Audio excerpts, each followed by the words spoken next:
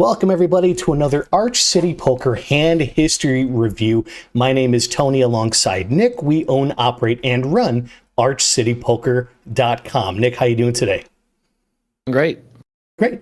We have a hand history that was submitted to us by some players who play in their local 1-3 games and said that there was kind of an interesting spot and there was some discussion about it. And perhaps we can provide our own opinions and our take on the hand, the situation, kind of what's going on. But we're gonna start. And Nick, because neither of us played this hand, I feel as we kind of go through the steps here, I'll give my quick opinion and then you can finish up and provide yours. So we're going to start the hand 1-3. It looks like everybody's the three people involved in this hand. Looks like stack sizes are going to be about 600 effective between the three people. And we're going to be hero with kings in middle position. And action is going to start with us opening to $12 in a 1-3 game. It's going to fold to the cutoff who makes it 25. Folds to the small blind who calls to 25. Big blind folds, and now it's on hero. I'll just actually skip through there's a lot of pre-flop stuff that kind of goes on here, but just real quick for like me personally, I would probably size up a little bit because looks like if three of the players in this hand are 600 effective, we could probably afford to size up a little bit. And then when we basically get min click to 25 and we get a caller, I think kings here's a mandatory 3-bet. We'll bet a 4-bet. And he elects to make it 80. Cutoff calls, small blind calls. So I would probably make it a bit more than that also. I'd probably make it closer to, Nick, I'd say at least 125, probably closer to 150 since we're out of position too. It's probably what I would do to diminish that SPR a little bit and see if I can get this at least heads up, because I am not trying to play kings out of position three ways. So, but yeah, that's basically what I would think. Nick, what do you think? Yeah, I don't really have anything different. I think it was, it doesn't really matter much. I think they're technically playing 1-2, but I still would have made it a little larger just because of the stack sizes. And like you said, generally in these games, it kind of depends. Like if you're facing a lot of 3-bets or squeezes, then you don't have to go, and you shouldn't probably go as large, but typically they're just making a lot of cold calls and we are deeper, so we can go larger. And then I definitely agree. I think 4-betting's obviously correct. I think the main thing I would do different is definitely go larger and try to get the SPR lower, and it does increase the chances of you either taking down the pot now, which is fine, or just getting more value out of the hand because you essentially make it to where like your equity is much easier to realize heads up usually when you make it a little larger. Yeah, and I think, I'm going to try to tie this into maybe some of the podcasts we have, but like, what does $80 actually accomplish? And I don't think it really accomplishes anything. Like maybe you'll get folds from like air, but everything else is probably calling. Like the only stuff that's folding might be ace jack offsuit that wanted to get a little crazy. But especially once the cutoff calls the 80, the small blind, he's definitely not going anywhere. So the sizing here is kind of involving a multi-way pot out of position, which I don't think is a winning strategy. But yeah, so we're going to go to a flop. And a flop is queen of spades, jack of spades, 4 of diamonds. And small blind is going to elect to check. Hero here with kings is going to bet 80 into 240. Cutoff is going to call, and small blind is going to call.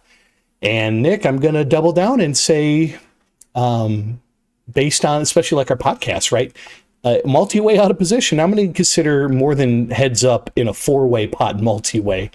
It's not like you're opening to 10 and you get 3 callers. I'd consider that a little bit more of an isolated incident. But 4-betting and going 3 ways is more of a rare thing. But I'm probably going to check basically my range here. I think that a lot of hands that are cold calling 4-bets are queens, are jacks, are probably kings in some circumstances, ace king, maybe the occasional aces that wants to get trappy depending on who the villain is. But and it's a pretty dynamic board too. And I don't think any of these players are complicated enough to be flatting king 10 suited, but you never know. But I do think a check here is probably best. It's going to give us information as to where everybody is. The sizing, I could even go a little bit smaller, to be honest. I think I might go like 50. I might just go like super if I was to lead. Now, I don't think leading is right, but if I am going to lead, let's pretend it was like king jack 4. I'm going to lead probably super small here. But yeah, Nick, what do you think? Yeah, I think like ranging these guys, like you said, it's a very rare multi-way 4-bet pot, and so I think you ranged them correctly. Like, I think it is a lot of essentially, like, you'll see like nines, like queens to nines, some kings. You'll see a lot of ace king, maybe some ace queen suited. It depends on who took what action. Like, I think the cold call from the small blind of the cutoffs 3-bet tends to definitely be the range that I talked about. I think once the cutoff calls the 4-bet, I mean, that's a pretty similar range. So, like, look, they're very narrow. They're very high card heavy here, and I think we talk about this all the time. Like, I start with just ranging as many opponents as I accurately can right away, and I think that it's either like way ahead or way behind, and so like this is a pretty rough spot because I don't think betting really accomplishes anything. Like you said, Tony, I think if we felt like we exploitively could get away with it, we could go really small, and you could maybe get a hand like tens or ace king to peel one street for value. But the thing is, like, you might be better off waiting and kind of like, again, like clarifying what their range is, but also kind of a byproduct of that is like you might look a little bit weaker on later streets, and it might be easier by the time you maybe even get to like the river, if there hasn't been any aggressive action, to maybe get a hand like tens to look you up for like a small bet. Not sure ace king will, unless it's like, of course, like specifically ace king of spades or something like that. But I mean, I think we're definitely looking at a lot of top set, a lot of middle set. It is possible there's some ace queen suited, or even like maybe ace queen offsuit. I don't think ace queen offsuit as much here, but again, like it's hard to imagine what a bet really accomplishes here. So I do agree with you that I think checking here makes a lot of sense, because I think the cutoff is going to be very, like, quite truthful, given that it is a 4-bet pot, and B, it's multi-way, and he's in position. Like, I don't think he's going to check back really any of his strong stuff in position. So we'll get a pretty decent feel for where he's at in his range. Like, the sizing, because it's a 4-bet pot, it might not tell us a ton, but we'll at least know that he likely doesn't have like tens or nines. Like, he's not going to bet like a hand like that right there. So I would like to check, see what he does, and then see how the small blind reacts to him. If he checks back, then we now have essentially like possibly a 2-street game. We get a little bit more info, especially out of the cutoff. And then the small blind, after this checks through, is probably going to act quite truthful on the turn. And so, it's an interesting dynamic in that sense that, again, like I just like, we're the 4-better and we're the aggressor, and a solver would say like almost every time that you would be betting, but it is a multi-way spot, so it is a little different. But I definitely think check is the way to go here. Mm-hmm. Yeah, it's almost as if the hero in this hand thinks that they opened at 12 and both villains called, where ranges can be wide enough to where there's a lot of different hands that can get value here with the lead. Like king 10 is much more likely, the king jacks, the 10 jacks, the queen 10s, the ace x suiteds, there's a multitude of different hands. But when we go into a 4-bet pot, I mean, everybody's ranges. I would say live low stakes players are going to call with kings through jacks. Like, maybe because the 4-bet was so small, probably tens are in there, nines, like you said. That's probably the bottom, but it's a pretty tight range. Even if we have aces here, it's still a check. I mean, basically, I might bet 50 with queens here myself, because I'm going to get kings to continue. I'm going to get jacks to continue. Any draws to continue. I think there might be some validity with having top set and leading, but I think the rest of my range is going to be checking. But Yeah, I think there's a couple things like I know the player that played this hand, and he's somebody that has played a number of years for a living. So like I always would with anybody like that that's done it for that long successfully, like I will give them the benefit of the doubt as far as um like they're very likely with some good logic behind what they did. I'm not saying that betting is going to be minus EV in a sense that like I think the idea here probably was like if I bet they're not going to ever bluff raise me in this spot, so we still can possibly get like ace queen to call, maybe ace king peels, but we block a lot of that. But at the same time, like it's definitely not the best line. And I exploitatively, I would check. I think I would check everything except I would bet middle set because we then like for sure unblock all the top pair that like the ace queen that could be there. Yeah, and king queen suited too. Yeah, but Yeah. I think I probably check everything else. I get what you're saying about top set, but like I think I would probably bet pocket jacks here like every time, and then Yeah. check everything else. Yeah. I I subscribe to that idea. I think that'd be fine too. If he led for 50 into three people on queen jack four with jacks, I'd be like, okay, Yeah, like yeah, that's more reasonable. With kings here, it's just so dicey. yep, So Nick, we go to a turn card and it pairs the board with a four.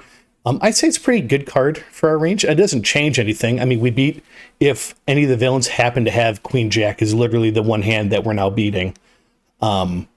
But I mean, everything else basically stays the same, and it looks like everybody's going to go ahead and check through, and they go right to river, and I think that's perfectly fine. I don't think I'm going to bet the turn after both people called the flop. I just don't think if your bet size, whatever the plan was to get accomplished, did not get accomplished on the flop, and the turn doesn't change any dynamics on the board besides make nutted hands even stronger, like flop sets turning into boats now. I don't think a turn barrel is going to get anybody off of anything. yeah, Like having the king of spades here is kind of a bummer too, because I think you'd want a villain to have ace king of spades, and since you block it, I mean, and they're still continuing, it's like, well, shit, like it's just all strength. yeah, yeah. It's interesting because like usually multi-way on a dynamic board they will play more straightforward, and that's especially true in 3-bet and 4-bet pots, like bloated pots, big pots, right? um so once the button and the small blind just flatted on the flop, like I think a lot of the time you can cap opponents. The problem is this is a little different than what we usually talk about, where you have like a lot of the mid to high SPR situations. Like when the pots are like when you do have really low SPRs, I think players are capable of some slow plays. I still think you'll see from a good faction of the population more fast playing on a dynamic board, like especially when it's like wet more than anything. Like when there's like just a flush draw, like people are just irrationally terrified of flushes coming in. Um, but I again, like if we range them from pre-flop and then their flop calls, like they're not calling with tens or nines, or like they're not calling with, like you said, if they have ace king of spades, we block it. So like maybe ace king of diamonds, like maybe for one of them peels, but like otherwise, like do they both have ace queen? Like because then we're looking at pocket queens and some pocket jacks. The cutoff I think is way like this is how honestly how I would range it, guys, like in a vacuum after the flop action. I think the cutoff can have some slow plays. I don't think the small blind can. I think players in position are much more comfortable with slow plays. Um, the small blind, once he calls, though, that's a perfect spot for him to like check jam, get max value, not have to play turns out of position multi-way on potentially nut changing runouts. So the small blind to me um, should almost never have a set here. Cutoff can, I think, have sets, but I would say there's some ace queen suited in there with just the call. Like I think that is possible. But that's how I would range these guys going, now at this point. So on the turn, it's like, again, what are my options? Like, what does a bet accomplish? Like, well, I can get value out of ace queen still on the river if need be. And I can even check and like get them to possibly value cut themselves or possibly bluff at it. If like they did have possible bluffs, like I don't think so.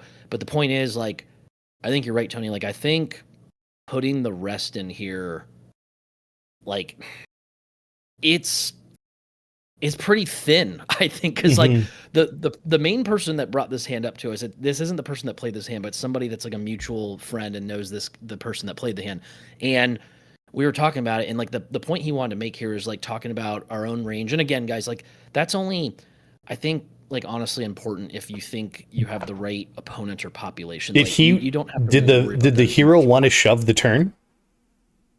Like, was that a discussion?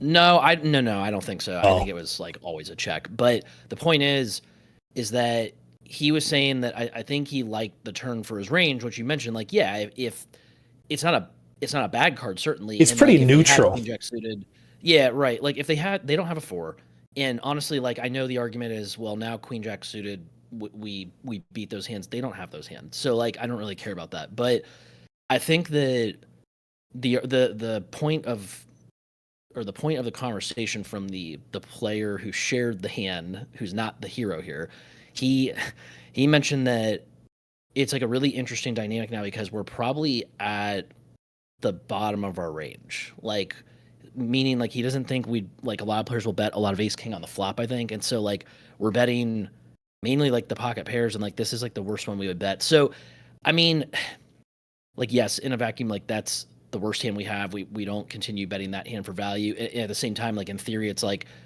you would have to find bluffs in theory, and bottom of range might be kings, which makes this like a really, really strange situation. But I don't really. I'm just kind of like sharing that so you guys understand. Like that's kind of stuff you would talk about in theory world, like understanding where you're at within your own range. And I'm not saying it's not important, but like here in this type of game, and in the future for you guys that are playing, against these kinds of players, like we don't have to really worry about that. We just need to think to ourselves, like, range our opponent. We did that pre-flop and then after the flop action. And now what would a second bet, like what would a barrel accomplish here?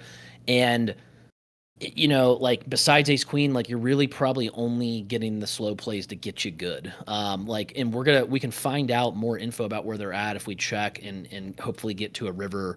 And it, cutoff could check back because like, and he does check back here, right, Tony? And so like Yeah, that the to turn me checks doesn't. through. Yeah, Yeah, that I don't think that changes anything about the cutoffs range. To be like, I think me like I neither. think ace queen would check a lot, and I think the boats would check because the SPR is so low he can still play for stacks on river. So like hmm the thing is though, like a bet just risks too much, I think. Yeah, and it's just, like you said, I just don't think it has fold equity. No, you're never getting anything Yeah, like fold like here. I again, mean, like like, even if we have aces here, like it doesn't change anything. If the 4 is a deuce, it doesn't really change a whole lot. yeah, and like the hands that, like, let's say people like kind of throw out. I'm not saying you did this, but like I think sometimes players will say like they'll throw out fold equity. It's like, well, shit. Even like the hands that you like, there aren't any hands that really, like, besides the hands that are beating us, that we would want to fold. Like I don't want a hand like uh I'm saying like a hand like ace king. Like I don't want that to fold. Like we don't, like we're crushing that hand. So yeah, I don't think a bet really accomplishes much of anything on the turn, which we didn't do, so that's good. Yep. And Nick, we go to a river, which is the 10 of clubs, which Horrific card. I think pretty It's the worst card ever. It's pretty literally the worst card. pretty rough. Yeah. And it looks like the small blind basically shoves all in for basically a pot size bet. Hero ends up folding his kings, which I think is 100% correct. Yeah. It's like, what are we beating if we call? Does ace queen just open rip here? No. Like, no. Like, and then you're thinking, okay, well, what bluffs would rip there? And like ace king was the bluff, right? Like, okay. And cutoff ends up calling, and we do actually get to see what these people had. And the small blind does show ace king for a rivered straight, and cutoff shows queens, Yeah. which I think is pretty representative of the way they played the hand. And I don't know if raising, like if we go all the way back to pre-flop, Nick, and instead of making it 80, we essentially double that bet. We make it 150, let's say. And the cutoff calls, maybe ace king folds. Not that it changes how the hand played out, but maybe we can get this heads Right. up. And I've seen queens fold the 4 bets because they think it's always aces or kings. Yeah, and I think the other part of it is like I think we should make it clear to you guys that like we're not saying necessarily make it like it is nice because like when you go multi-way that significantly diminishes your equity. That's like kind of what we're saying, but we're not saying like necessarily that we'd be so unhappy about them continuing for much larger. Like we just get so much more value out of our hand because like especially when we go like when we four bet and they just call like it's like pretty much a certainty that they don't have aces. And so like we're fine with them continuing, but if we can get more value out of a player and get it heads up and make sure our equity is not diminished, then and like lower the SPR to make it a much more um like efficient spot for us post flop. Like that's what we're saying. Like we're not necessarily saying like, oh my god, like we got to get a fold when we have kings. Like that's not exactly what we're saying. We're just saying like Mhm. it'd be better to fully realize the potential of your equity and get more value if we make it larger with Yeah. that four bet. Yeah. And the only other thing I would say that I think is kind of like a missing link to this is, I mean, and maybe you know, but I don't know any of the history of the two villains in the hand. So, So yeah, I probably should have mentioned at the beginning, but like the player in the cutoff is apparently quite tight. The player in the small blind is also tight, but Tony, I'll have to tell you after the fact that I think you might actually have played with this guy before, but the guy in the small blind is interesting. He's also tighter, but I've seen him do some weird things. But I think within this dynamic, like a four bet pot, I would imagine that they have pretty much exactly what how we range them from pre-flop to the river. Like as soon as I was told this hand and I was told the 10 on the river came in and the small blind jammed, I said instantly I was like ace king and the other player has either queens or ace queen. And yeah. if they call, they have queens. So Well, I would have that was even pretty gone interesting. with, I would have guessed the small blind had a hand like jacks because it flatted the three bet, the 25. Mhm. And like I see jacks do that a lot for the small blind. I mean, ace king, Yeah. if they're a little on the nittier side, yeah. I've seen people like limp call a like a $15 open and then call a three bet Yeah, with I just ace didn't king. think I thought with his flop check call with two players in position, like I thought he almost never had a jacks or anything but other than ace queen or ace king. Yeah. And so then when he jammed the 10, I was like, okay, like this is like always ace king, Yeah, well, always. it's kind of like if I have kings here and I get both callers and the flop is queen jack four, and I'm like, well, I mean, one of the two of them could have a set, and one of the two of them will have ace queen. So like, Yeah. it's kind of like I might be beating one of them, but I'm dominated by one of them, and I don't know which one that Yeah, is yet. queen jack X, and if especially if it's queen jack 10, like yeah, guys, like if you're in a situation where your opponent's ranges are incredibly like narrow and high card heavy, and you have aces or kings, and it comes Broadway, but it doesn't come an ace or a king, you need to proceed with incredible caution because you either have a bunch of hands in there that you're smoking, like ace queen, like one pair, or you're drawing like near dead. So that's something to keep in mind when you do run into this kind of situation with really narrow, tight, like strong ranges like that. Yeah, and I would even again I would apply some like our city stuff here, which is like if you're multi-way out of position. Now, four bet pots can be a little different if they're heads up, but multi-way out of position in a four bet pot, I think with most of your range, you can default to check more often than not, unless you basically smash that board and like you have queens, you have jacks. Yeah, yeah. I mean, I'll echo that sentiment. I mean, I think the big thing is like if here's like kind of some crutches or like kind of pointers for you guys. Like if it's kind of close in spots like that, where if you're deciding between check and bet, one, how likely is it just to get stabbed from the player in position? It's more likely if it's not multi-way. So if it's heads up, it's more likely. It's more likely if it's a dynamic texture. It's I would say more likely with like often higher SPR situations, like lower SPR situations. There is the ability to be able to slow play, but if it is like in this spot, it's a dynamic texture. Um, I think it's not even so much like we just don't have a hand that wants to bet for the reasons we said. Like we just don't think it accomplishes anything good on the flop. But like yeah, guys, if you're out of position, and you think it's likely to get stabbed, and those factors that play in that are texture, SPR, how many players in the pot, then you would do a lot more checking. But if you had a hand that it's a lower SPR situation, you can just bet yourself for value. And say we had a better like hand, like we mentioned, like if we had middle set here, I would say, like, I don't care that's a dynamic texture and I think it's likely to get stabbed. It's such a low SPR spot that I just can put the money in myself. I don't need to worry about them putting money in for me, and so I just would bet. But like we said with kings, it's like based on what their ranges are, like kings are not really great here, guys. So that's why we said probably start with a check and just maybe try to get a little more info. Yeah. Agreed, Nick. I think that really fleshes out the hand pretty well as far as like what we're going to add to it. Again, maybe think more about stack sizes pre-flop when you're deciding to open. And if somebody's 3-betting, you really have some good idea of where the player's at. When you're going to 4-bet, make sure it's an appropriate sizing to like have a game plan for when you go to the flop turn in the river. But yeah, Nick, I think, as played, I'm glad they folded on the river for sure. And I think like a sizing issue is an easy fix. I think the flop is probably where the blunder is. I think pre-flop is fine, more or less. Like there's just a sizing issue. Like if they have the idea to 4-bet, like good.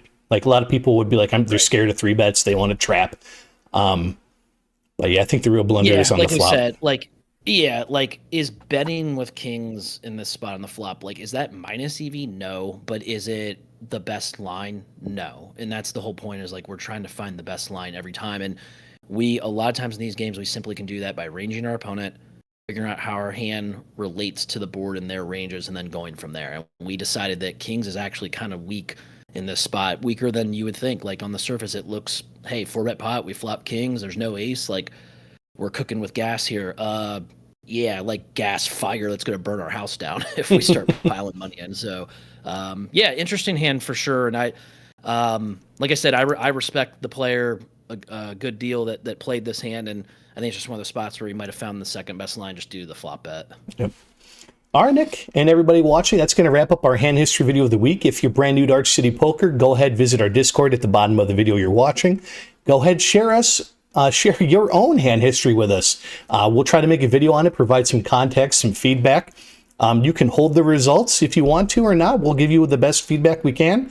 Otherwise, we'll see you next week, and have a great day.